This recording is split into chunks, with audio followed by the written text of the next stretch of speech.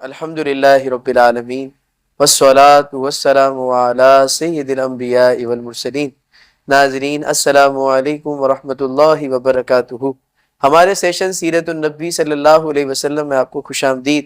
آج ہم نبی علیہ السلام کا جو دوسرا دور تھا دعوت اسلام کا، مکی زندگی کے اندر جو آپ کا دوسرا دور گزرا، کیونکہ پچھلے ہم نے ایپیسوڈ میں یہ بات سنی تھی کہ 3 سال آپ نے خفیہ طور پر دعوت اسلام دی، اور پہلا دور اسلام کا جو گزرا ہے دعوت اسلام کا، اس میں ایک جماعت آپ کے ساتھ، کئی لوگوں کی ایک جماعت، مسلمانوں کی ایک ٹیم تیار ہو گئی، ایک جماعت تیار ہو گئی جس میں عورتیں بھی تھیں، بچے بھی تھے، بوڑھے بھی تھے، نوجوان بھی تھے، غلام بھی تھے، باندی بھی تھی، سب لوگ تھے۔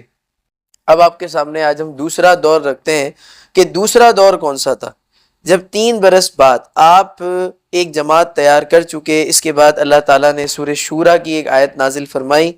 سورۃ الشعراء کے آیت میں اللہ تعالیٰ فرماتا ہے وَأَنذِرْ عَشِيرَتَكَ الْأَقْرَبِينَ، اے محبوب اب وہ وقت آ گیا ہے کہ آپ اپنے قریبی رشتہ داروں کو ڈرائیں۔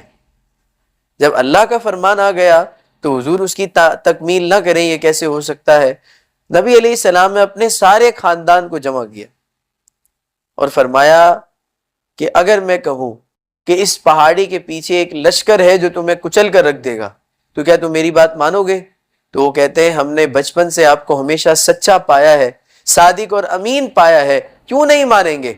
تو وہ کہتے ہیں اب میں تمہیں ایک ایسے لشکر سے ڈرانے والا ہوں کہ جو عذاب الہی کا لشکر ہے، اور وہ اس پر سے گزرے گا کہ جو اللہ تعالیٰ کے ساتھ شرک کرتا ہے اور دوسروں کو عبادت کرتا ہے، یعنی اللہ کے علاوہ بھی دوسروں کو معبود مانتا ہے، غیر اللہ کو معبود مانتا ہے۔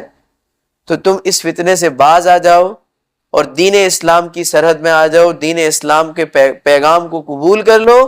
جیسے ہی آپ نے یہ بات کہی تو آپ کے چچا میں ابو لہب بھی تھا، وہاں اور بھی لوگ کھڑے تھے، وہ سب یہ کہنے لگے کہ نہیں، ہم آپ کی بات نہیں مانیں گے۔ تھوڑی دیر پہلے تک کیا بات تھی کہ آپ صادق اور امین ہیں، اور ابھی سب لوگ آپ کو اول فول بکنے لگے، نعوذ باللہ نعوذ باللہ ثم نعوذ باللہ، اور چلے گئے۔